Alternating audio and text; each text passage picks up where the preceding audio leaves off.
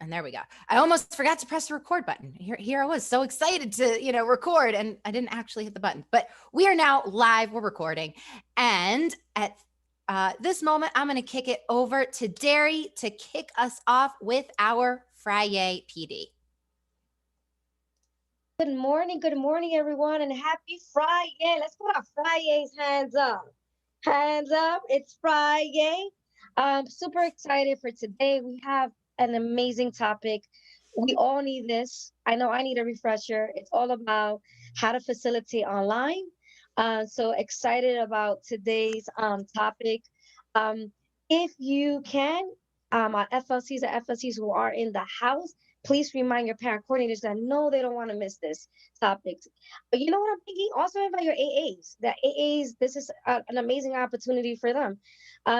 This presentation is a turnkey presentation, so you can turnkey it with your PCs, with your PAPTAs, have a watch party. Make sure you use this video and host a watch party if they missed it. So shout out to each and every one of you guys who are here. I actually, we have Diana Miller, who is part of our digital Friday team. So I just want to just kick it to her to say hello. Hi, good morning, everyone. As always, I'm so delighted to be a part of the team, and welcome to all the participants. I continue to tell everyone as well, yes, even through my emails and my texts, get people on. This is amazing. You don't want to miss out. This is a wonderful way, as I always end my weekends this way. I also agree. I have to echo, I've been feeling so empowered the entire week. We also had meetings with Dr. Goldie Mohammed, who is all about cultivating geniuses. I am part of My Brother's Keeper grant in Staten Island. I am part of a pool of 10 people supporting this grant process with a dual capacity. So I'm so excited. I've been just full of empowerment this whole entire weekend. So this is the best way to end my weekend as well. So I love being a part of this event as well and meeting. Thank you and training. Have a good one. And I also want to just introduce Mohammed, who's on the line. And Mohammed, do you want to share a little bit of who you are? I mean, I'm pretty sure everybody knows who Mohammed is by now. Hello, everyone. Good morning. Happy to be here. Mohammed Marshad. I am from FAZE, Parent Empowerment Liaison in the Bronx. Shout out to my Bronx PCs and FLCs and FSCs. Very happy to be here. I work with everything that has to do with empowerment in the Bronx, specifically in District 9 and 11, High Yvette. Watch parties, we part of it. Mindfulness Institute, we part of it. And now hopefully this. So happy to be here. Thank you, Mohammed. And last but not least, Anthony Thomas. Anthony, do you want to just say hello? Good morning, folks. Happy Friday. Anthony Thomas, Bronx team, districts 8 and 10. Hello, everyone. Okay, great. Thanks, Anthony. And so we are the empowerment team. We're here for you. We're just an extension of the amazing support that is happening already at the district. And now I want to just go over really quickly what's going on. Next week, as you guys know, we spotlight parent coordinators, FLCs, FSCs on the digital parent engagement best practice. Next week, we will be spotlighting Eduardo, family support coordinator in Queens. So looking forward to hearing from Eduardo next week. So if you want to participate on our Friday and you're thriving on these digital platforms, we want to hear from you. Please send us an email. Send me an email directly and letting me know what's your digital 3D best practice. And now we're just going to go over really quickly.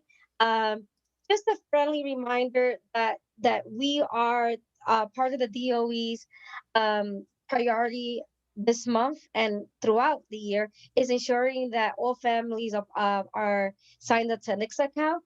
Really excited that our team, in collaboration with NICSA, has put together some tools, some videos, even sign-up sessions that you guys can take advantage. The idea is to learn how to facilitate a NICSA sign-up day. So we are encouraging all the parent coordinators, the FLCs and the FSCs to kind of, guys, let's do this. Have a sign-up day at your school, at your district. And guess what? We have the tools for you. We have the resources. So please look at the Key Digest, where it's in the information it will live here. And also we have this slide. So we're also going to put this information in the parent coordinator Teams channel. So don't worry if you have not received this information, we will add it into the Teams channel. So let us know. I just want to give a shout out to Queens, because Queens, I'm hearing you guys are like #1 right now in the borough. But we have some other boroughs that are catching up. So shout out to Queens. We want to know what's your best practice. How are you guys doing it? Because there's some schools that have 100%.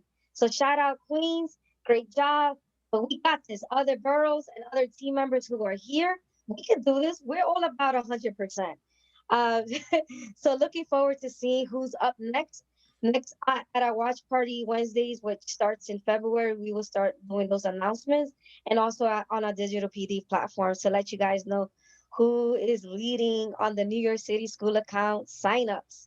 So again, our challenge is we challenge you to do a sign up day at your districts and at your schools, and let us know how's it going. Next, we are going into Common Sense Education, which I'm going to turn it over to Laura just to kind of give us an update and an announcement. Sure, sure. So Tali unfortunately could not be here today, but we're going to hold it down like we always do. Yeah. So Tali's our partner at Common Sense Education. And, we've plugged Common Sense, at each one of these sessions. But if you haven't done so, please share that resource with your families. Not only does Common Sense help support digital citizenship and literacy, but they also launched Wide Open Schools. And if you haven't seen it, I'm just going to open this up really quickly, because remember, Wide Open School, an amazing resource. They also have a particular portal that's just for the DOE. So this is the DOE version of Wide Open School. Because we heard you guys loud and clear, look, that they added in that translate tool, which is amazing. So these resources are even more accessible to your families that are maybe not proficient in English. But they have just so many different resources. So I like to call that out. Let me go back to our presentation here. So couple of things to also point out. So every Thursday, we're now doing a digital citizenship PD. I'm running them along with Tali and Jackie Patano, who's our partner in Staten Island. Remember, digital citizenship is part of the principal's compliance checklist. It is item 23. Schools have to ensure that they are teaching digital citizenship to their students. And really, because we're in this, remote work life and schooling life, it's so important to also pass this information along to families. And so we provide that support in these PDs. Not only do we show you how you can be doing this work with students, but also how you can be doing this work with families, because let's face it, families need digital citizenship. So many of our families have expressed they don't know what they're doing, and they don't necessarily know how to best support their child at home, right? They're not sure. So check it out. Again, all of this we'll put into the chat, but we'll make sure it lives in the PC team. So again, if you haven't, joined that PC team, join it. All right. This is what we were talking about. We're sharing all sorts of information and resources. And then, I'm sorry, Laura. No. This is you. I know that Tali told me you were going to take care of our Wide Open School part. Awesome. And super excited. Okay, so it's a new year. We have a new administration. Oh my gosh, shout out again to our vice president, and our president.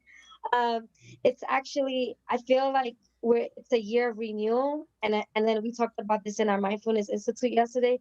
Is a time to breathe new life into 2021.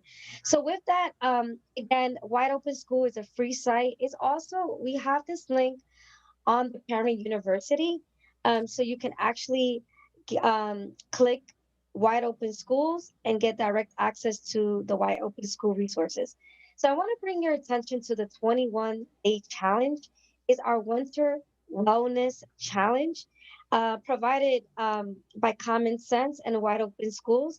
And I thought that it would be great to kind of take the challenge. So it's 21 days. And what I'm going to do is that I'm going to quickly click on the 21-day challenge so you guys can see what it is. And it starts off our PD, right? So this is the kickoff of our PD. So the first thing as you guys are thinking about facilitations and workshops, I would love to share with you something that you can do at your schools and at your district, which is called the Winter Wellness 21-Day Challenge. And as you guys can see, I don't know if anyone wants to unmute themselves and just read off one of the challenges for me, just to see that if you guys can see it. So do we have a volunteer just to read off one of the Winter Wellness Challenge? Sure, I'll read. Thank you. We're just going to the first box. Mm-hmm. All right. Get planking. Do a plank every day for 1 minute. If you start to feel stronger, make it 1.5 or 2 minutes. Awesome. Can someone else read the second one? Oof. Pick one that you want to do. Actually, pick one that you Daily like to do. sit-ups, week 1, 15 sit-ups, week 2, 25 sit-ups, week 3, 50 sit-ups. Wow. Let's get a volunteer. Pick one that you want to do. Like there's something that's sticking out for you. Daily dance Create. part. Woo! Choose 3 songs and dance straight through. Next. Anyone, unmute yourself. Create food journal. Write down, draw, or take a picture of what you eat. Which foods makes you feel your best? Awesome. What's our next challenge? Keep a grateful journal. Write down, draw, or take a picture of what you are grateful for every day. Nice. Next. Get moving challenge. Let's go, guys. Take a walk, jog, or even get your bike out every day. Can't get outside? Well, walk around that house of yours, up and down stairs. We can do it. Oh, yes. I love it. Next. Do a daily good deed for someone, someone else, or for yourself. Tell someone what they mean to you. Take some time to do something that makes you happy. The Feel Good Challenge. Ooh. Next.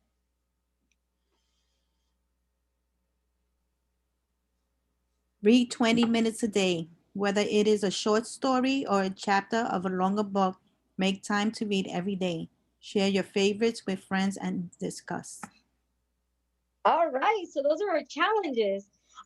This is pretty cool. I thought, hey, let's do this. I'm ready to take this challenge. I love all the challenges. And you know what? I think that we can actually do this either as for FLCs and FLCs who are meeting with your PCs. This is something that we can do with our PCs and parent coordinators. You guys can do this with your families, with your PAPTAs. And here's some tips that we thought that would be great as you guys, if you want to take the challenge, here's some of the tips that we thought that you can get started in putting this challenge together. So here's the next slide, where we're just going to give you some tips and recommendations. So in our slide, we mentioned. 1 second here. I'm sorry, Derry. The whole slide's like a clickable link. So hold on. Here we go. And we thought to take the challenge would be step one, like spread the word. So we're spreading it right now because I'm ready. It's a new year, it's a new me. I know I need to get some of the plank. I need to do some planks this year. You could hashtag it. We're going to have a hashtag with this hashtag 21-day challenge. And again, that's through our partners through Common Sense Media and Education. Step 2, we're going to set up 20 minutes check-in daily to do the activities all together. So what does this mean? In the chat, what would, when you think about setting up 20 minutes check-in daily, who can you check in daily with? Like, who would you like to do this challenge and to also promote it within your community? So let's check out the chat. I'm going to look really quickly. Let's see, who would you like to check in daily to do the activities together? I kind of gave it up, but I gave it in earlier today. Our families. Thank you. Who else?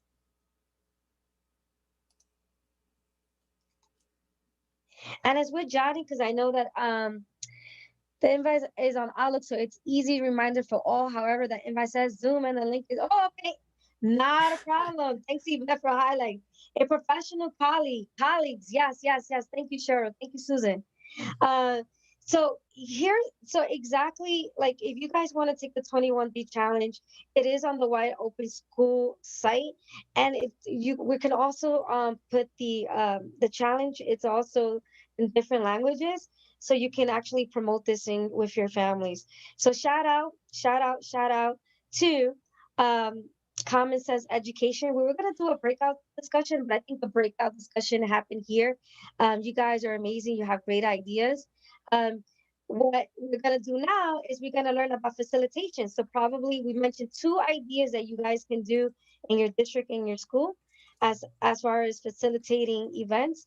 One was a sign up day for the Nix account, and the second one is a 21-day challenge. And that's pretty much easy. You can challenge your parents, your colleagues for 20 minutes to go on Zoom and do this challenge. So let's get it on. And in the chat, let me know if you guys are taking the challenge. So thank you again to Tylee and everyone at Common Sense Education for providing us this wonderful platform for us to get ready, to get our mind, to get our body ready for this new year. So with that, I'm just going to turn it over to Laura. If you guys have any questions, again, if you're doing the challenge, please, please, please, after the presentation in our Teams chat, let's chat on how you guys are going to put these challenges together. Absolutely. And just to call it out again, you can find the 21-day challenge by going to Wide Open School. So that's a resource from Wide Open School.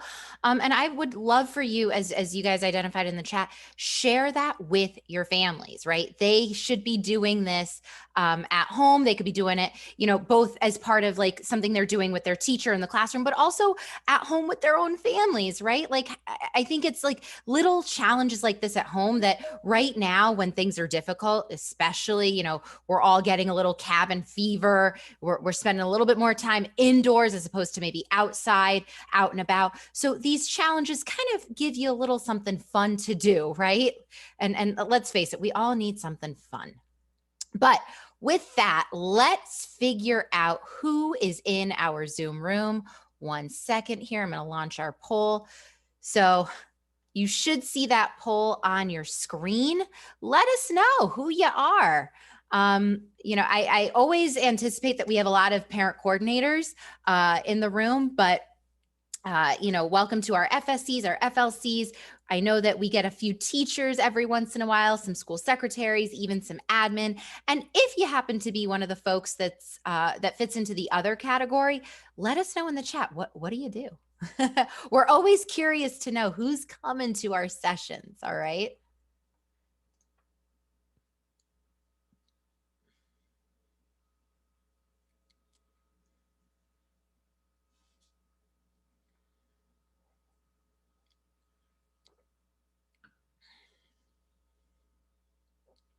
Oh, wonderful. So I see we got Vanessa, who is a community education council, 11 administrative assistant. Love it. Arlene, who's an implementation manager with iLearn. So cool.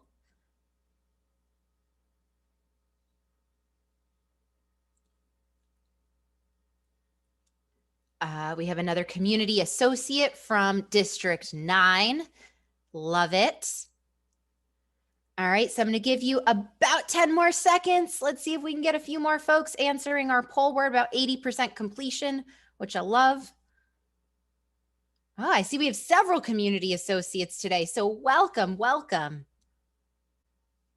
All right, and I'm going to end our poll here. I'll share so that you guys see who's in the room. So welcome to all of my parent coordinators, but also to my family leadership coordinators, my family support coordinators. I see we got one sole teacher on the line. So welcome, shout out to my teachers. Remember, this work always goes best when we all pitch in, right? We're all working together. All right, we got one more poll for you because we always like to check in with how you feeling. It's so, I keep saying it. I got none of the above. I keep forgetting to add in that last one, all of the above. I'm going to do it as soon as we get off this meeting. Cause I know that we need an everything, right? I'm feeling all the feelings. And I have to say this week in particular, I felt all the feelings. It's like I went from like super happy and just emotional in all the best ways.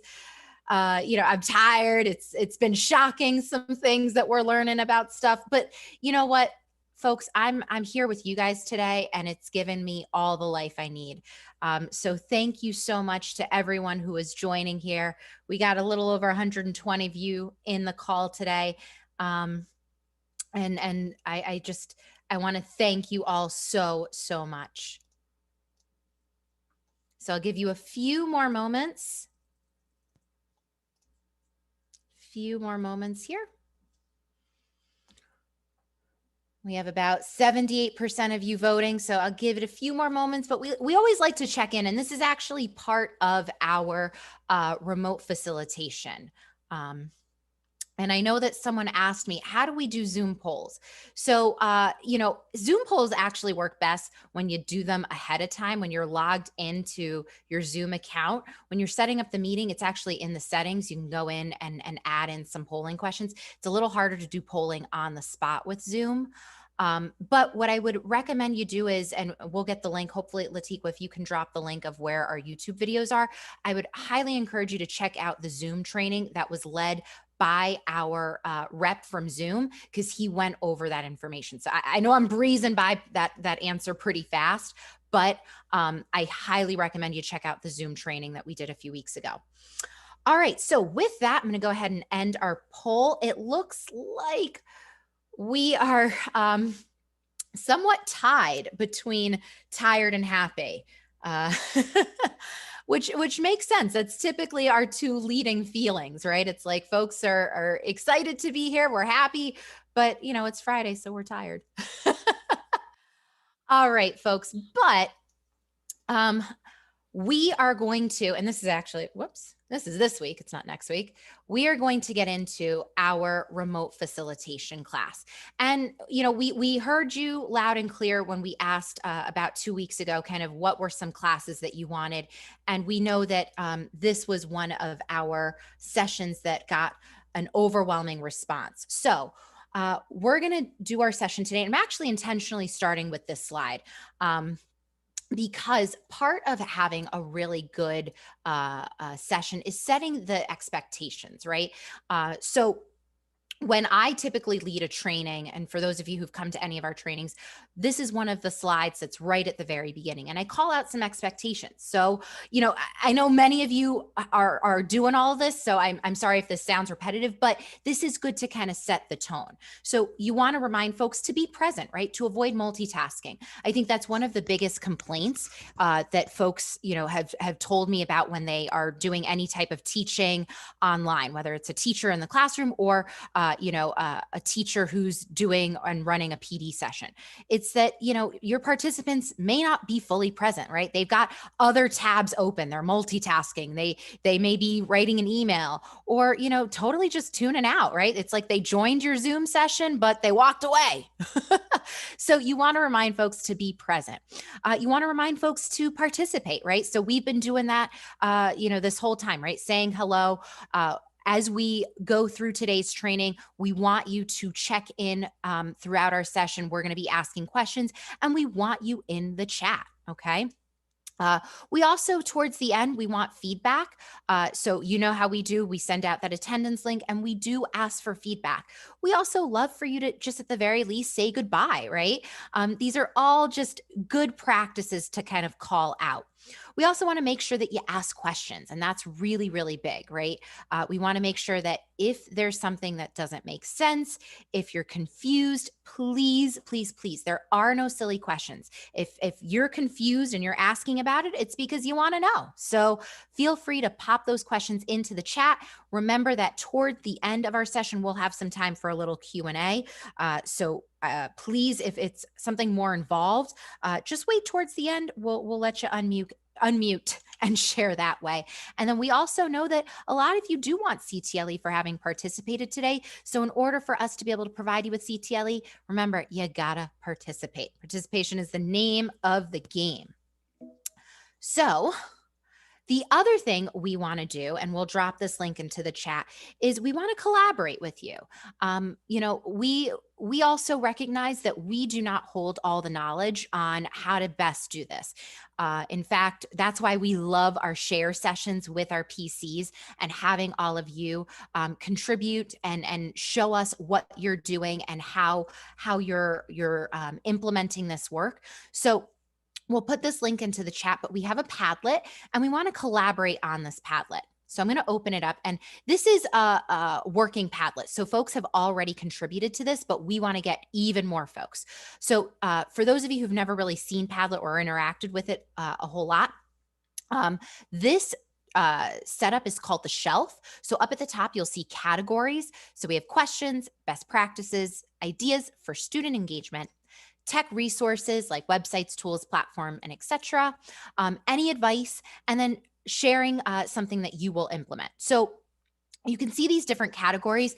Please feel free throughout today's session to contribute on this Padlet. Latiqua has gone ahead and dropped that link into the chat.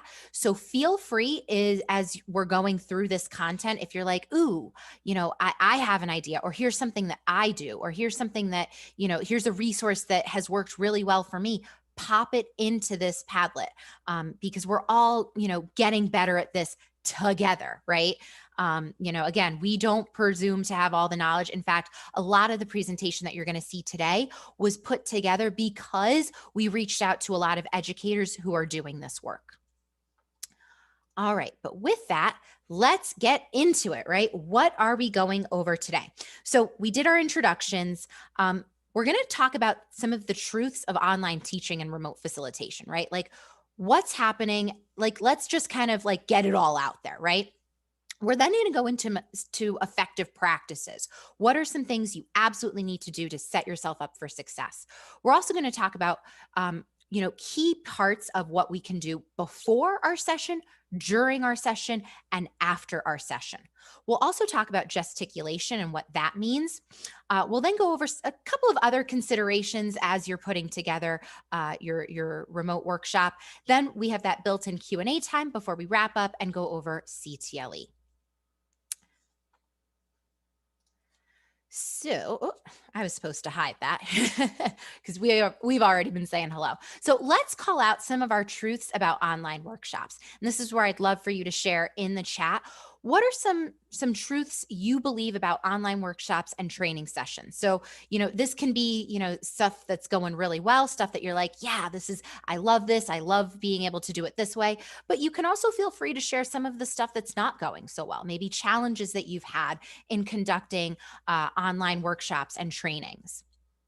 And yes, Lori, who was our rock star a few weeks ago, is sharing that, yes, all online workshops are not created equal. You're absolutely right. And I'll be honest, there are just some workshops that it's almost like you have to do it because you have to get that information out, but maybe it's not the jazziest topic, right? We all know that. We know that sometimes we're going to have to lead sessions and we already were like, I'm not really excited to do this. And I know my audience isn't going to like it, but you got to lead it, right? It's information. And yep, a lot of these sessions work best when they are interactive, right? We need that, right? You can't forget that interactivity. Absolutely, Christina. It's easy for participants and facilitators to get distracted by notifications. You're absolutely right on that. And participation is difficult. Yep, I see a few folks calling out participation. You know, it's not perfect. Here's what I can tell you about that. You probably, even in your in-person sessions, you're not at 100% participation. I used to lead a lot of sessions for parents in conjunction with my parent coordinator, and you could tell. I mean, like, hello, you know, folks would have their phone and they're actively texting or shooting off an email in the middle of my session. So I know that we get frustrated with participation, but put it in perspective. Most of the families that you support, they're not giving you their undivided attention. You're maybe getting at best 70%, right? So it's just something to be aware of, that it's not perfect. Lori, yes. And we're going to talk about that. People kind of like reading slides. That has to do with the way you set up your presentation. So great point. We're going to talk about that. That's absolutely important. Yep. And another great point, back to Lori, you're really on it today. But yeah, because we're in this remote setting, sometimes, yes, participation can be a little funny, but on the flip side, it might actually be a blessing because you get those families who couldn't physically make it in, right? Like, and I know that, right? A lot of our working families, they can't make a 2 p.m. session, right? They can't come in the morning after drop off. It's like, yeah, I'm dropping my kid off and rushing over to work. I can't do anything. But now it's a little different, right? So there are definitely some blessings in disguise, right? Hosting meetings by yourself, absolutely difficult. Still, I think it's Sylvia is sharing that. We're going to talk through that as well because it's helpful when you can pull a colleague in, and we'll share some practical tips for doing that. Yep, some online workshops tend to run too long. So we're all of the things you guys are putting in the chat. I mean, this is amazing. Yes. And etiquette is super important. Having a good tone for your session. You guys, I almost feel like maybe you don't need this training. A lot of you are really identifying a lot of things that can be pitfalls, but also things that can actually help with your session. So let's go through some of these truths, right? So yes, a lot of teaching and learning is taking place predominantly online, right? For both our students, but also for our families. And the goal is always to create an engaging and interactive session. That's what we're trying to do here today. We want our sessions to always be engaging. However, there are limitations because we're remote. So we can't ignore the obvious, right? Sometimes, yeah, it feels odd. You're teaching to the void. You're doing this session and you're like, wait, is anyone really listening? Right? What's going on here? What are you doing? Are you even there? It's like you ask a question, it's like crickets. So we want to address that there are limitations, but if you plan for it, right? And if you address kind of what those needs are, it's going to help ensure that you have a much better session. Okay. So you can't ignore the fact that we're in this kind of remote work from home environment. We do need to kind of address it so that we are well prepared. So what does an effective remote session look like? Well, a couple of key things. You want multiple ways to participate. So, as you see here today, we've been doing some polls, and we'll talk more about this deeper, but we've been doing some polls. We have our Padlet, we have our chat. We also have that form that you're able to ask questions through. So we want multiple ways. We also want to make sure that we've got accessible materials. Now, we've done several trainings about this, and we've talked about making sure that our content is accessible, and that's going to be really key in order for you to reach the vast array of folks that might join your session. So making accessible content. And I saw Alejandra, said off-topic question, where do you create those QR codes? First of all, just Google it. I literally put in QR code, and the first website that comes up will help you generate one. But that's actually an accessibility feature. Okay, QR codes help make content more accessible. And as you can see, for folks who join late, who are like, oh no, I joined a few minutes late, I'm lost, what am I doing, right? The QR code's on every single slide. So now you can quickly scan it, and guess what? You got this presentation right at your fingertips. So that goes along with accessible materials. It also, in terms of making an effective remote session, it also is important that your facilitator is engaging and connects with their participants. And we'll talk more about that as well. But you got to bring the energy. You got to be pumped about it. I get it. And Lori called it out. Not all workshops are created equal. We may not be excited about every single topic that we're going to present, but guess what? You got to get your audience pumped up, right? So even if it's not something maybe you're super stoked, your audience and your participants are going to vibe off of you. So if you're kind of coming in there like, all right, so we got to talk about Nixa. Guess what? No one's going to be excited to talk about Nixa with you, right? So you gotta be engaging with your participants. You want to make sure that questions are addressed throughout the session, and that after the session, folks know what to do to get continued support. Because let's face it, time is of the essence. And as someone pointed out, right, like, sometimes sessions can be too long, and it may be because maybe you're devoting way too much time to Q&A, and you want to instead build some structures so that folks know how to get support after the session. So before we can even get started, right, what are some things that we need to do in order to have, a better session, right? What are some things? Well, we want to identify the purpose of our session. Again, when you identify the purpose and kind of the goals, and how those goals are going to be achieved, you are then going to tighten up your session. Because again, time is of the essence. So you might start realizing, wait a minute, I am trying to do way too much. And therefore, this is why my training is going to run long. You may need to break up your sessions over the course of a few weeks, right? You might realize, like, I got several goals and several things I want to address. So maybe this is going to be a series of trainings that I do for my families, right? This is going to be a set of workshops. I think sometimes we get overzealous and we want to throw everything all into one session, but that might actually not be best for what you're trying to do. So start by identifying the purpose and the goals. And then think, who do you need to help you plan, organize, and deliver? Because again, as several folks identified in the chat, doing this alone, typically not the best approach, right? It's not going to work well. It's oftentimes too much. So who is it that you're going to rely on? Again, think through some folks in your building, be strategic about it. Maybe there's folks that are just going to be part of the planning and the organization piece of it. Maybe you're going to call on other people to help you deliver. Maybe it's about calling on someone to just be in the back channel, right? Someone who's going to handle and moderate the chat while you present and deliver. So again, think through those folks that you're going to need. What materials are you going to need? What actual digital resources are you creating? A slide deck to go with it. Maybe you need some digital resources. You're sharing a video. You've got links to resources that you want to kind of make sure that your families have. So again, what are all those materials?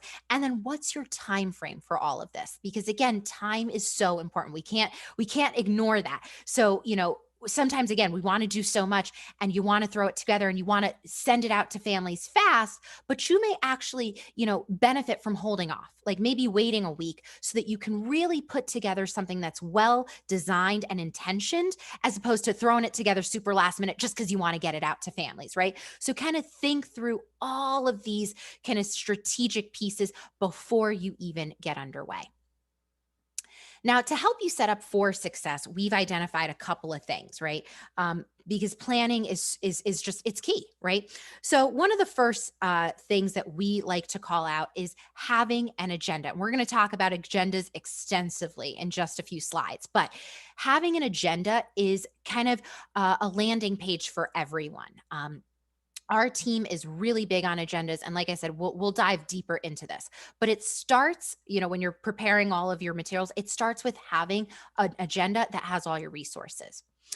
As I mentioned before, you want to gather all the materials that you're going to need. So think about, are you going to use a presentation deck?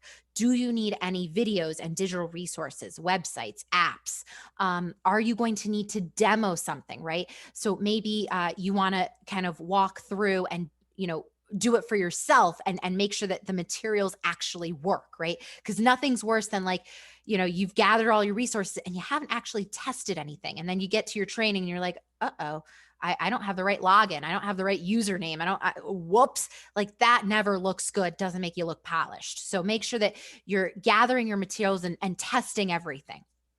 If possible, seek the feedback of your colleagues. Again, in the beginning, I think this is so key. So if you're doing this workshop or training session in conjunction with another staff member, set up a few planning meetings and workshop sessions with just you and your colleagues so that you're bouncing ideas off of each other, tweaking, do a run through. I know that seems silly, but our team does it all the time. We literally have time on our calendars and we're like, we're going to run through this class because it's new. We just put it together. It helps us see time and pacing.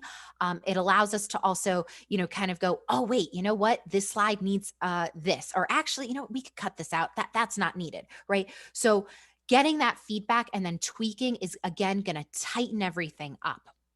Now we get asked a lot about, which virtual platform is best. Use whichever one is preferred by your school. So if everything is being done in Google Meet, use Google Meet. Don't get cute and go, well, I like Zoom. I've been practicing in Zoom. Use the platform that your community is comfortable with, because again, nothing's worse than rolling out a new platform and no one knows how to use it, right? Stick with what you've been using. Send out, if it's appropriate, send out calendar invites. You need to promote the event, and that's really important. So it could be that you post, if this is a family event, that you post it on your school website. I know many of you maintain some sort of social media like a Facebook, Twitter, or Instagram. Feel free to post it there. But just keep in mind that, we also want to be secure with our meetings. So be strategic in how you're promoting, because you certainly don't want to invite the entire world to your PD and maybe open yourself up to, Zoom bombing. But you do want parents to get there. And we'll talk in just a moment about how you can promote. So again, in terms of promotion, identifying your audience is key, right? So if you're doing a workshop that's more internal, right, you're going to be presenting to your staff, sending an email is probably nice. You can do a calendar invite to the staff at your school. That's probably one of the easiest ways. But if this is something more external, like your school community, you want your families to show up, then it may be best to promote in some other ways. So I want to take a moment right now. And what are some ways that you are promoting events like this to your family community? And I know a lot of you have been conducting workshops and training, so I'd love to know what you're doing. And I see folks, Jamie said she had a meeting at 10:45. You do not have to apologize for leaving early. Listen, we know that time is difficult for everyone. I'm just glad that you were able to show up even for just part of it. As many of you know, we record these sessions. So if you have to leave early, just, come back and watch the rest of it. Don't worry. All right. So I see we have someone talking about, robocalls and putting everything into Google Classroom.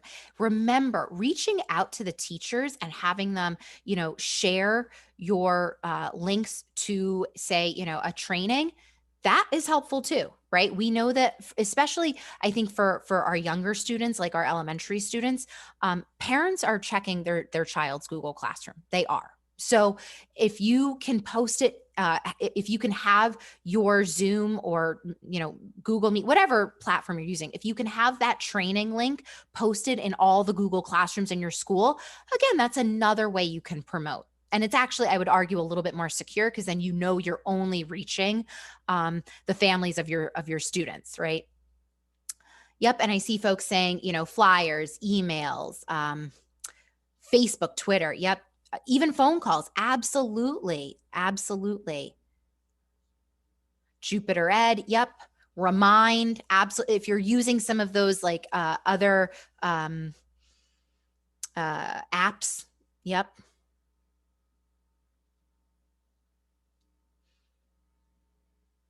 I see. Yep. Dojo is another one. All right. Yeah. So it sounds like a lot of you, and I get it, the robocalls, right? A pre-recorded message, right? Oh, great. Great. I see someone just wrote, working with the PTA, right? Do not neglect your PTA. And I know I'm preaching to the choir because you guys are, the vast majority of you are PCs, and I know that you work in conjunction with your PTA, but that's another way to promote events. So, if you can kind of work with them, because they usually have some sort of email distribution list as well, and they can promote it, right? Pupil Path, Blackboard Connect, yep. Newsletters. Oh my gosh, you guys, yeah. So you're promoting the event, right? So now that we're promoting it, we're hopefully going to get folks in there. Now we need to actually ensure that they join, right? So again, posting those links in the virtual classrooms, work with the classroom teachers, link it in your agenda, send the calendar invite. If you're working with teachers, they can schedule a weekly drop date. So sometimes that's really nice, because it's like if you're holding weekly sessions or maybe every other week, or you're doing something like we're doing with our coffee tech talks, if maybe you're going to host a session every, Thursday of the month, every last Thursday of the month, having that scheduled like weekly date, helps, right? Consistency is key. So if you can make something feel a little bit more consistent, that's also going to ensure that participants are going to join your session. So I promised you we were going to talk about agendas, right? So what makes a great agenda? I'm actually sharing a real agenda that we have used. In fact, I don't know if I went over Instagram with you guys. I know we've talked about using Facebook and social media, but this is a real agenda. We teach a class all about how to use Instagram to connect with families. So take a moment, and what are you noticing about the information on this agenda? What are some key takeaways that you're like, ooh, I didn't realize an agenda might have that or should have that? So I'll give you guys a couple of moments. Yep, and I see, all right, 2 folks have identified the links to resources. And they are accessible. Thank you, Susan. Yes, we're going to talk about that. It's so important to not only link your resources, but have them be accessible. And that means that the links are meaningful. Okay. So notice how it actually says presentation, right? It's not the long URL. Long URLs are just, please don't use them. It's honestly, it's the death of me. And let me explain why. And I think I've told a few other folks this if you've been in our trainings, but for folks who use screen readers, what screen readers will do when you post a long URL is it'll literally read the long URL. Okay. So let me just pop out of my presentation here for a second. Look at that URL at the top. Okay. This is Google Slides, right? So a screen reader would read docs.google.com/presentation/ lowercase d /1 uppercase z, lowercase I, uppercase Q, uppercase P, lowercase g. You're probably like, Laura, shut up. What are you doing? Oh my gosh, that's painful. Precisely my point, folks. Don't do it. That is why you don't put long URLs. Someone that uses a screen reader is going to have to listen to all that gibberish. And I didn't even make it halfway down the URL, right? That was just like a few letters in. That's what I'm trying to point out to you. So you want meaningful hyperlinks. Yes, having agendas in other languages is important, but if you write in plain language, guess what? You circumvent all of that because then it can be easily translated. So great point, Susan. You also don't want it to be too long, right? This is actually, and I'm just showing you the first page. We have a 2-page agenda. But yeah, it's to the point. We have a lot of bullet points, and you're going to want to make use of bullet points. So that's another way to kind of keep it short and concise. I noticed someone else said the timed breakdown. Yes, that's also important. Not only do we have a time breakdown, but we link to the to each section. And that's actually an easy thing to do. I'll show you that in just a moment. But it looks like you guys are noticing a lot of things that we do in our agenda. So what goes into it? Well, every presentation should have an agenda. Now you can make this a little bit more fun if you would like and use a Bitmoji slide. Those are, more visual in nature. In fact, I can show you, pop out of here and show you our Bitmoji slide. And the difference with a Bitmoji slide is that it's basically everything in here is visual and it's all hyperlinked, right? So, even our names, like it actually takes you to our, I believe our Twitters. And then we've got some reading because we, obviously we're the Office of Inclusion. So we like to plug some of our accessibility resources. But you can have fun with this, as you can see. So anyway, this is a Bitmoji slide, but again, if you're using an agenda, the point is you want to have all your resources linked. That's the important part. You also should include a description of what your session is going to cover. So, it doesn't have to be super long, but just what are you going over? Again, that also goes back to your purpose because you want your session to be really tight. If you're writing that description and you're realizing like, whoa, I'm going over like 7 different things, you probably need to cut that presentation down and do 7 different workshops, right? Or maybe do 3 and really, tighten things up. But having that description is going to make it clear to not only you, but to your participants what you're doing. Include that time breakdown if possible. That's also really helpful, especially for the folks who come in and they come in late, right? We all know that that's going to happen. So if you can have a time breakdown, it lets folks know like, oh, okay, I joined 10 minutes late, so we're already into this part of the session.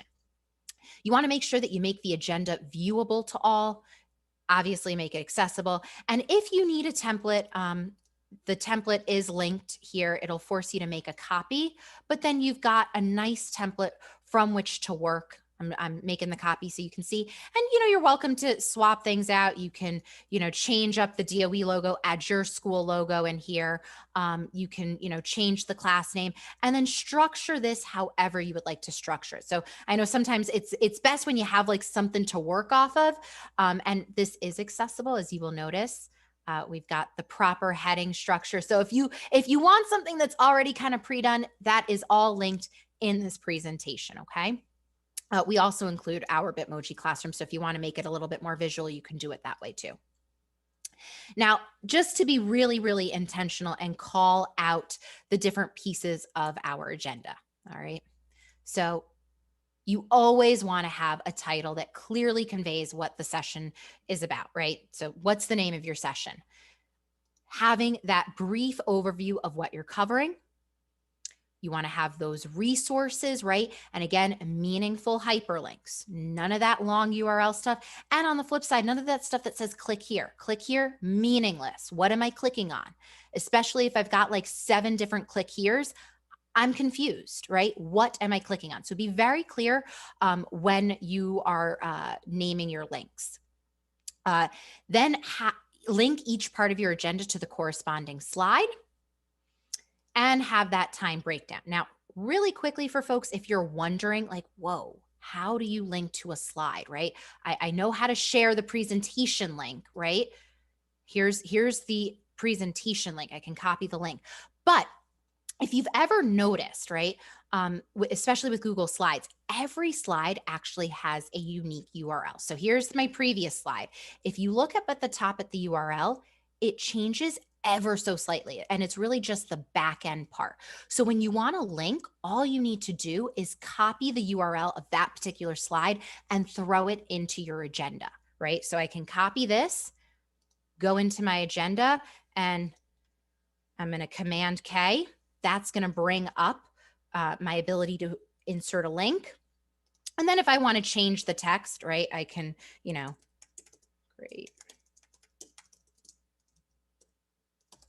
I can change this text, and that is how you link to a particular slide. So now if I click here, it's not just going to open the slide deck. It's going to take me literally to the exact slide. Give it a second. It's still loading. 1 second here. You can see it's spinning at the top. Give it there, and there we go. See? So this is how you link to a specific slide. You copy the URL of that slide. All right, folks. I'm telling you, it's a game changer. So now that we've covered agendas, all right, let's talk about presentations. And Lori, again, hit the nail on the head with this one. So let me just say this nice and slow for the folks in the back, right? People are either going to read your slide or they're going to listen to you. They're not going to do both. All right. So again, for the cheap seats all the way in the back of the room, they're either going to read your slide or they're going to listen to you. They're not going to do both. So what does that mean for us? That means you got to keep your slides simple and clean. Okay.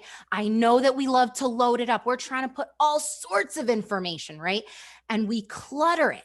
Don't do that. Okay. Instead, make use of your bullet points. Okay. Now, some of you might be going, yeah, but Laura, I kind of need to put all that stuff because that's my cue on what to say.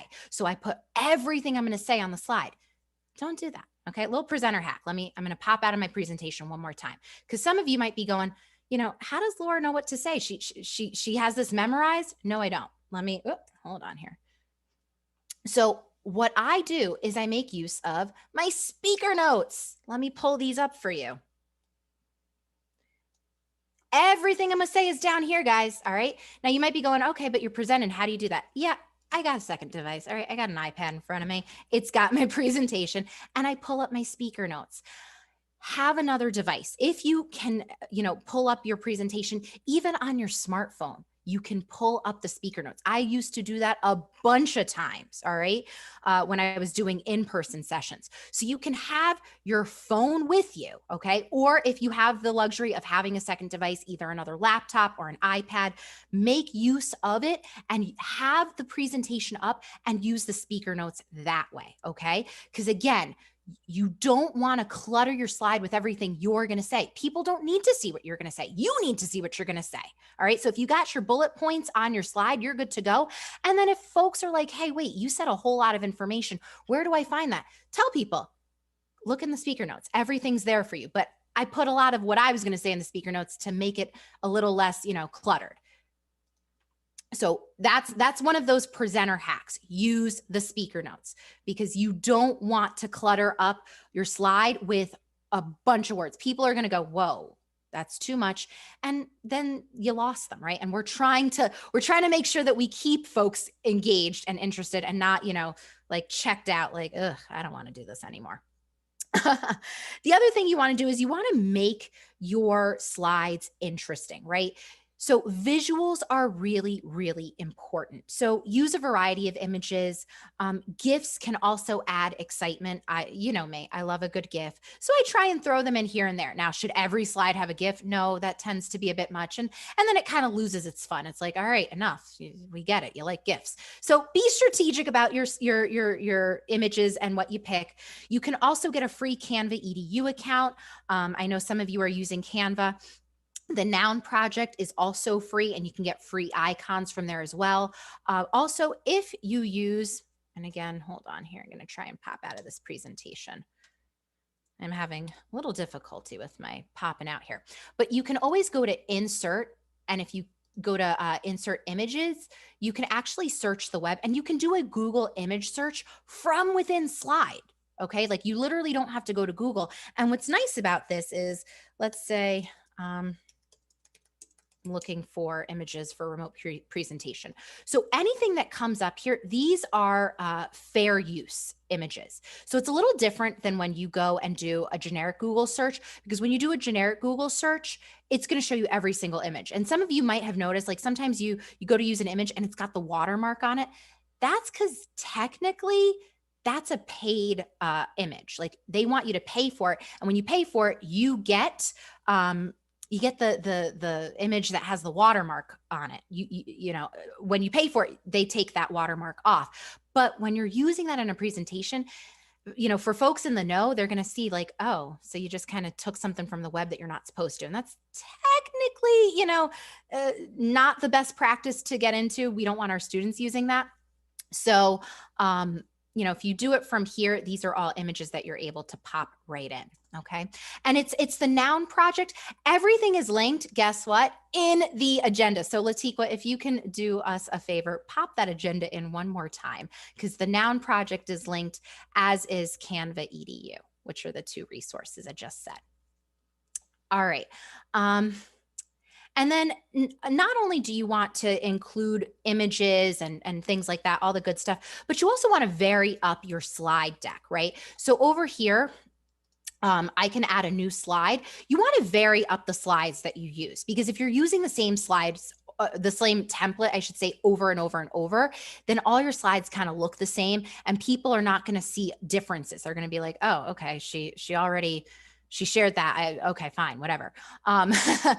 You're not going to see differences. And that's when, again, people can start checking out. So you want to make sure you vary up the slides that you use so that they're memorable, right? Things stand out. And then, as I mentioned before, adding in a shortened URL and a QR code so that participants always have access, right? That's a big one. Okay. Now, a couple of slides to include in your presentation. A welcome slide. You guys always see it when you come in. We have like our opening slide deck, and we always include a welcome that says, what the training is, who's running it, time of day, things like that. So have a welcome slide so that when folks enter the room, they know where they're at, what they're doing, right? Because I think a lot of folks enter and they're like, am I in the right place? Did I click the right thing? I don't know. So if you have a welcome slide, kind of helps alleviate that. I was intentional today about sharing our expectations, but we include that in a lot of our trainings to really set the tone. Okay. And we'll talk more about that in just a minute. You also want to have your presenter information, right? So if you have a headshot, include your headshot, your title, and obviously your contact information, right? So anyone that's presenting with you, the guidance counselor, maybe you're having the AP or the principal, or maybe just another teacher as well. Have all of their information in there. Have a housekeeping slide. We run through it every single time, but again, it's good practice. It's part of setting the expectations and norms. If it makes sense, include a stretch break. It's so key, especially now we're spending a lot of time at home sitting, right? So, if you're running a training session, you're like, all right, it's going to be an hour long. Halfway into it, include a stretch break. It's kind of nice. And then make sure you have a Q&A slide because we should always be building in some Q&A time. So now that I mentioned it, come on, we got to take a stretch break. Just really quickly, let's do it together. I always like to do something where I look away from my screen because again, we're spending a lot of time looking at screens. So take a moment, look to your right, take a moment, look to your left. And if it feels good and appropriate, you are certainly welcome to stand up and take a quick stretch. So I'm going to do it myself. I'm going to touch my toes. Ooh. I'm going to reach up top. Stand on my tippy toes, right? Oh, how amazing does that feel? Again, we're spending a lot of our time sitting and not enough time, I think, stretching. So make sure you build that in. It's good practice. All right, but now let's get into the nuts and bolts of your session, right? So at the beginning, we talked about the importance of thinking through those goals, right? So now we also need to identify how is your audience going to do some of this work? Are you going to build in some hands-on time? If we're talking about getting folks logged in to say Nixa, are you building in hands-on time for them to actually log in, right? I know that was a big training component earlier in the year, right? And walking families through just how to get your username, right? And how to log in and then how to actually access all the little pieces within Nixa. So are you building in that hands-on time? How is your audience providing feedback? And we want to think through both, right? Are they going to give you some on-the-spot feedback? And are they giving you feedback at the end, right? Because it should probably be both, right? You want some quick check-ins, maybe some polls, and you've seen us, we love to do polls just to kind of check in with you. But also, is there a way to, at the end of the session, capture just how effective this was, right? So that you can get better at this. Because again, we're always trying to level up, right? We may be doing a great job, but hey, we can do just a pinch more the next time we run a session. I've mentioned this a few times, but is this going to require multiple sessions? Don't be afraid, right? Sometimes we're trying to cram it all in one when really we should just create a series. So if it means creating a series, then again, think through that.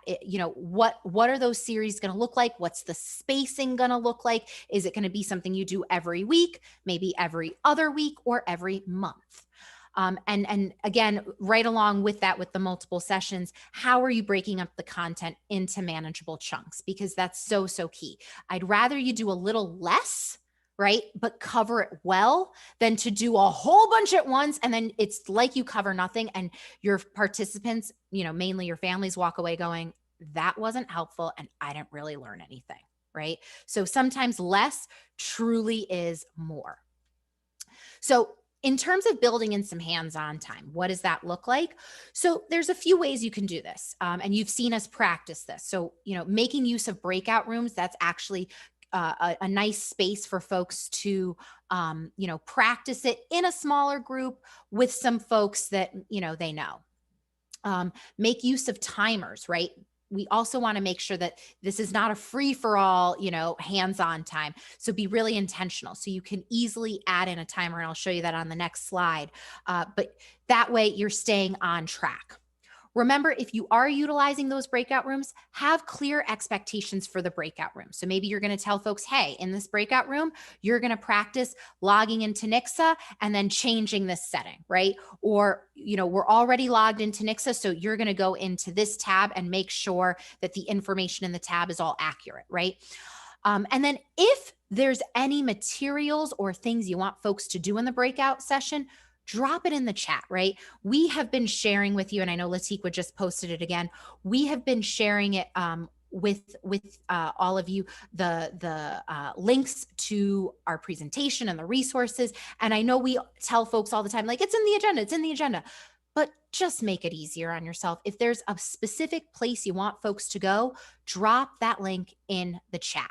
That way they don't have to go back to the agenda, right? Again, it's all about making it as easy as possible for folks. So if you want to insert a timer, this quick video, there's no audio to it, but you go to insert, you go to video, and you can easily just search for a YouTube video. You type in the amount of time. So maybe you want a 30-second timer.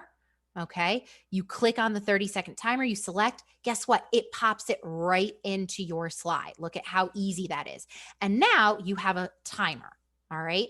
And so when you get to that slide and you're doing your breakout room, you set the timer and you are good to go. So definitely make use of timers. Again, it makes that hands-on time feel a little bit more intentional. Hold on here. There we go. As I mentioned before, getting feedback during and after, super important. So you want to build in that time for participants to interact, right? So things like polls, the chat function, even third-party sites like Padlet, Jamboard, and Menti can also give you information. Remember, at the beginning of today's session, I posted that Padlet for us to share it. And I know that several of you have been posting in that Padlet. So if it makes sense, use an interactive platform to help you. You also want to give time for participants to give you information after your session. So that's part of what we're doing with our Survey Gizmo survey that we email you guys out. We want to know, like, hey, what did we do, right? You know, what are things that could have been better? What are things that you liked? That way, when we plan our future session, I can make sure to kind of keep up the good stuff I'm doing and tweak the stuff that maybe didn't go so great, right? Because that's what this is all about. We want to make sure that we're always leveling up, as I keep saying. And then what's the plan for after this session, right? Is this a standalone session? Should there be another? If so, how many? Again, thinking through, is this going to be a series? Is this something that is going to, you know, it's going to be for a whole month and every week you're meeting? Or maybe this is a structure you're putting in place for the rest of the year, right? Like Christina is doing with our tech talks, right? It's going to be, you know, every, you know, last, I believe, Tuesday of the month, but we'll shift it when, you know, the last Tuesday of the month is a holiday, or like, what's the structure? Okay. If you're really clear and intentional about it, right, then folks are going to show up. And then what's the support after the session? So again, are you doing things like maybe some office hours? Are you maybe utilizing the bookings feature from Microsoft? Is it that maybe you have some sort of open discussion that happens? Again, that can all be something that you do with Microsoft Teams. I know Abigail from District 9 showed us that. And if you have some sort of Microsoft Teams, that's another place that folks can go at any time of the day, right, to get support. So what does that look like? Now, for your session, you want to set that tone. And we talked about this at the beginning, right? Some folks saying, like, not all PDs are built the same. You know, not all folks are kind of doing some of this. So here's how you can set the tone. You want to communicate at the very beginning what those expectations are, right? What are folks going to get out of coming to your session? So those expected outcomes, what are they going to learn? You want to tell folks how they're participating, right? So, for some sessions you may really want folks to not be muted. Maybe it really is more of a forum and you're going to want people to be off of mute the entire time. But maybe, for most of your sessions, that's not what you want. You want to use the chat feature. So again, think through what makes sense.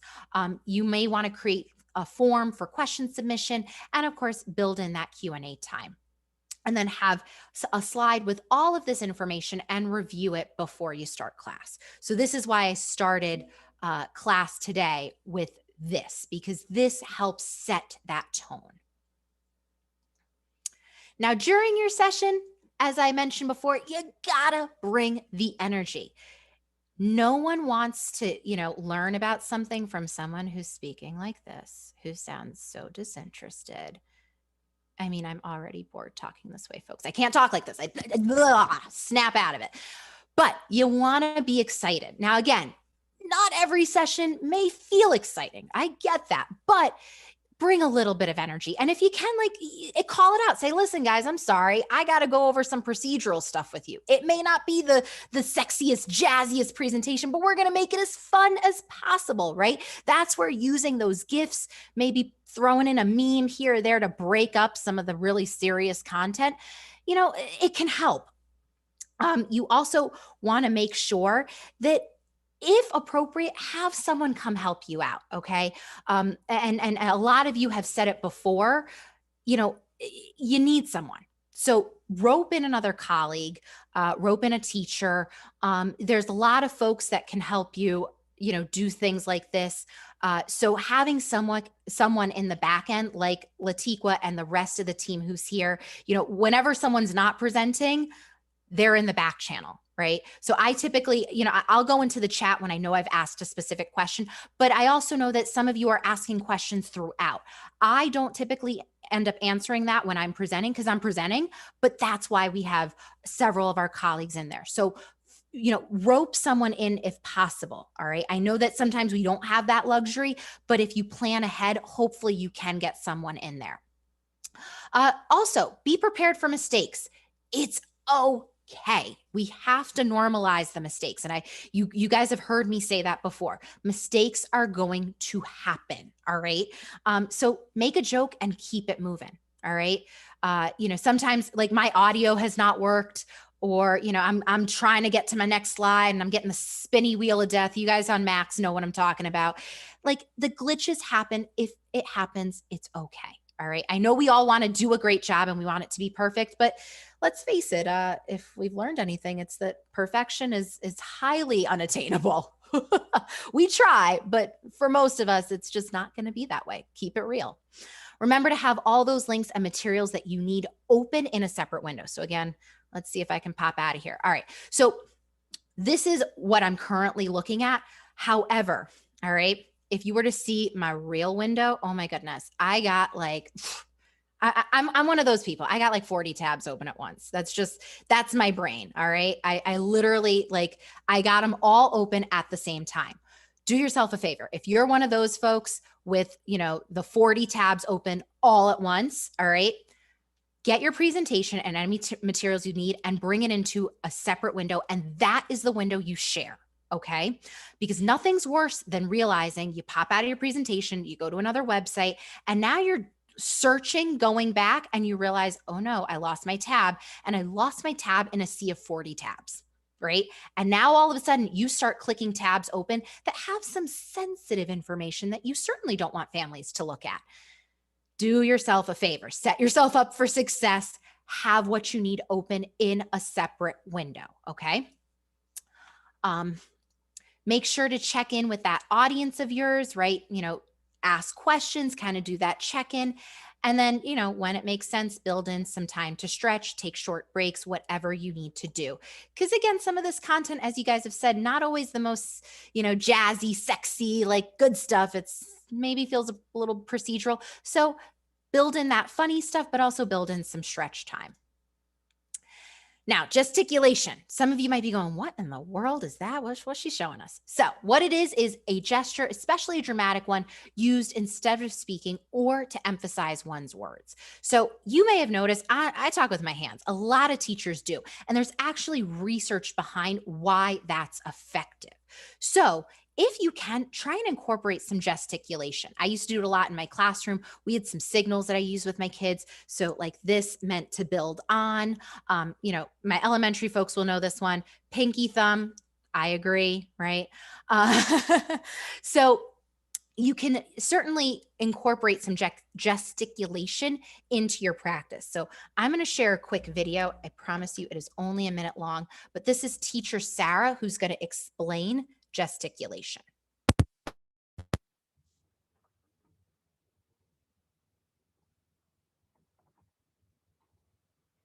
Hello, do you like to eat ice cream? Hello and welcome to my classroom. My name is Teacher Sarah, and as you can see, I enjoy using humor, many props, and lots of digital effects to aid your child's learning. I have been an educator in both public and private schools for over 10 years, and an online educator for 3 years too. I have a master's degree in literature and a bachelor's degree in both general education and special education. I offer you a variety of classes that are all hands-on learning and extremely interactive for your child to learn and grow. I firmly believe that we learn from our mistakes. Thus, my goal is to ensure that your child is very comfortable, well respected, builds their confidence, and sees their potential in themselves as a successful learner. So I invite you to come on by, check out my classes. If you have any questions, please don't hesitate to send me a message. I look forward to meeting you and your child, and I hope to see you soon in my classroom. Thank you very much. See you soon. Goodbye. All right. So that was just a really quick peek at gesticulation. So if you can incorporate some of those, hand gestures, again, talking with your hands, if you can make use of props, again, just making your session a little bit more engaging and memorable. So a couple more tips. Remember, have fun, but also be yourself, okay? I want you to bring the energy, but I also don't want you to be so over the top that it comes off as fake. That's not cool, all right? Be honest and transparent. Again, when you make a mistake, call it out and be like, guys, I'm sorry, it happens, and keep it moving.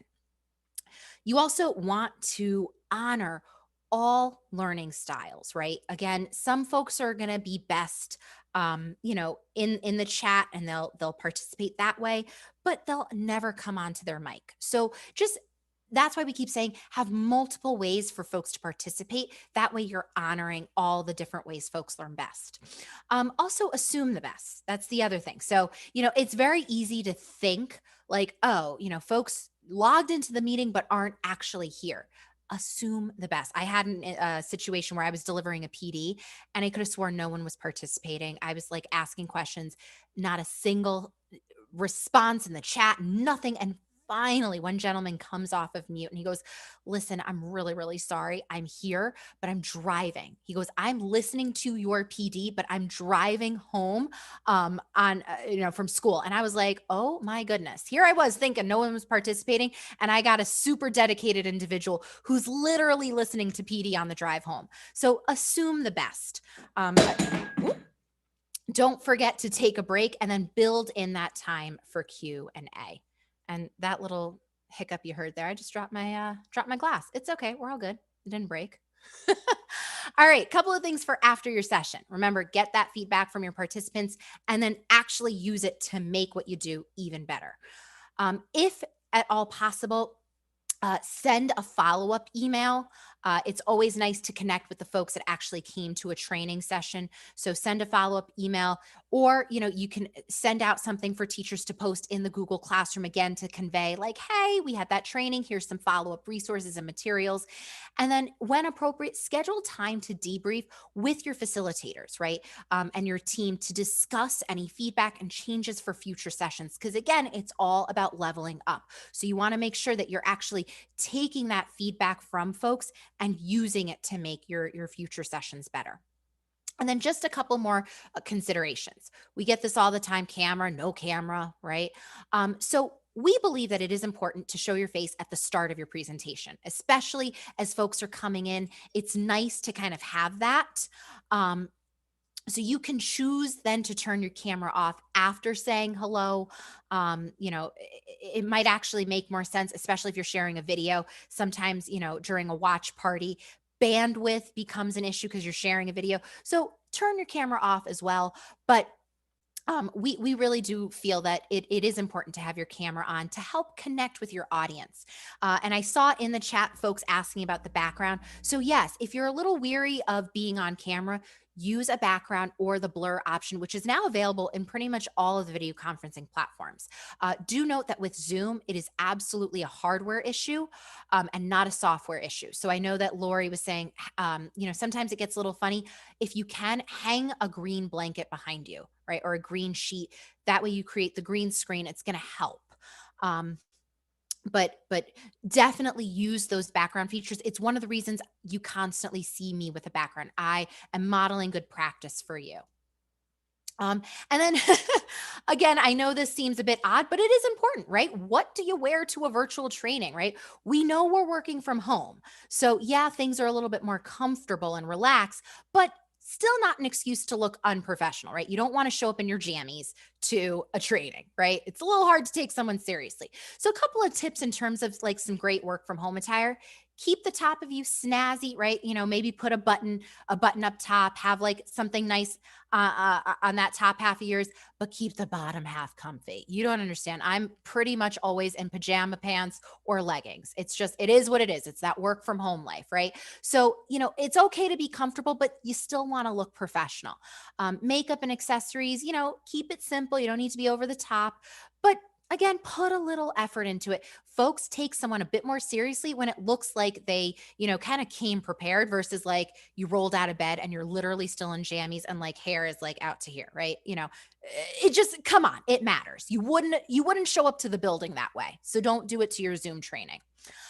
If you're using a virtual background, couple of things to keep in mind. Don't choose super competing colors. Bright monochromatic colors look great on camera. Black also is really nice. Also, really, really busy patterns and prints should be avoided. So if you've got a bold top on, make your background really plain, and vice versa. You got a really bold background, make your top plain, right? But if it's kind of a loud pattern on your outfit and a loud pattern in your background, that can be a bit much for folks to look at.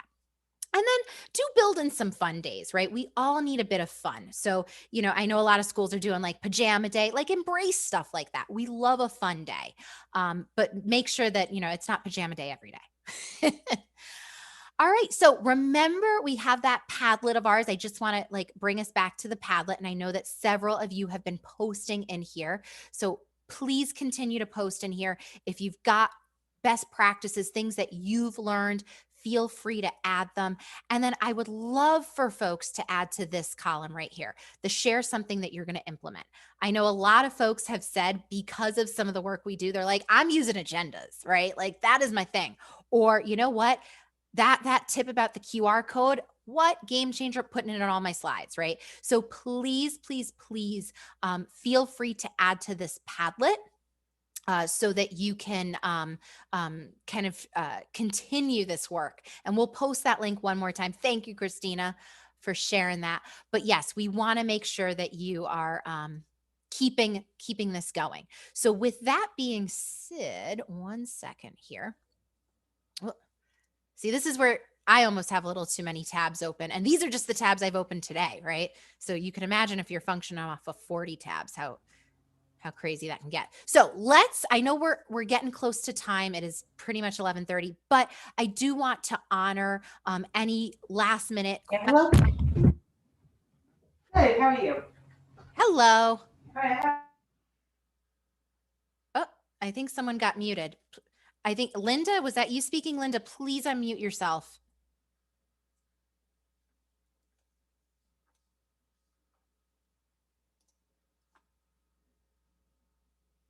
And I see Susan was asking me to go back one slide. So is this the slide you needed?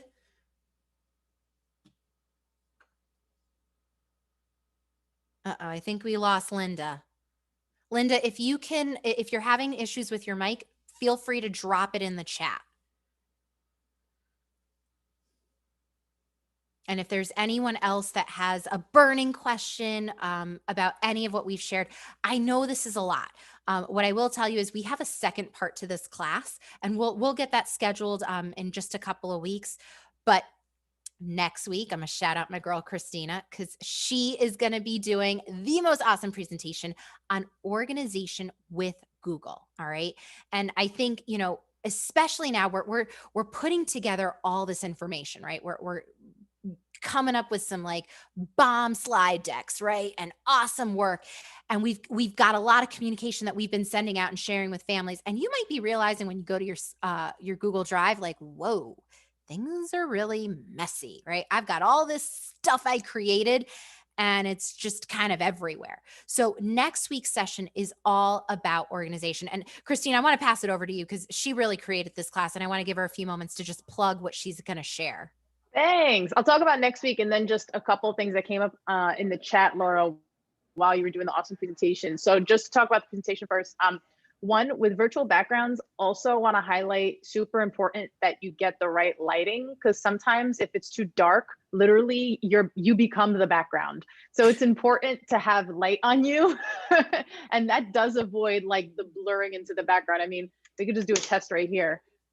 No, it doesn't work now. But as you saw, like my arm was starting to fade out. It's really important that you have light on you and also audio. Make sure that you have the audio works, right? Or that you have proper audio. That's super important when you're doing remote facilitation. So those are just two things that came up. And then a third thing that came up with the QR codes. Laura, do you have like a recommended place that you go for the QR codes for your presentations? The way I do it is I just take one of the first 3 links that show up on Google, and then I plug in a link onto that QR code generator. And that's how I get the QR codes. Did y'all just see what I did? Yeah, that's exactly what I do. This is literally it, folks. Like I promise you there's no like super secret sauce to this one. I literally type in QR code and look, it's the first link that comes up. And it's a QR code generator. You click on this, all right? And then you could just copy and paste the URL. So I could literally, copy and paste here. I go over here. I paste it in. And then, this is one of those freemium situations. So, you want something super fancy that has like your logo in it or like a scan me. This is one of those you got to kind of like sign up. But if all you want is just the logo, look, you hit download and it takes a second, but then it downloads. So yeah, it's super easy. And, just Google it.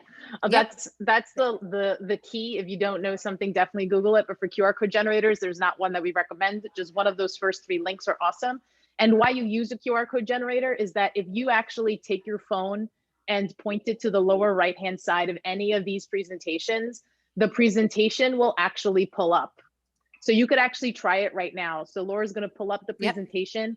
On the lower right-hand side. If you take your phone and you open your camera app, and you point it at that QR code, this presentation will come up. And it's like magic. It's literally awesome. And that link that's right on the bottom there, that's also us modeling through practice, because that's a short URL that Laura was talking about. If you type in diglit.nyc/remote teaching, that will also take you to this presentation. So differentiated 2 pathways to get to this presentation.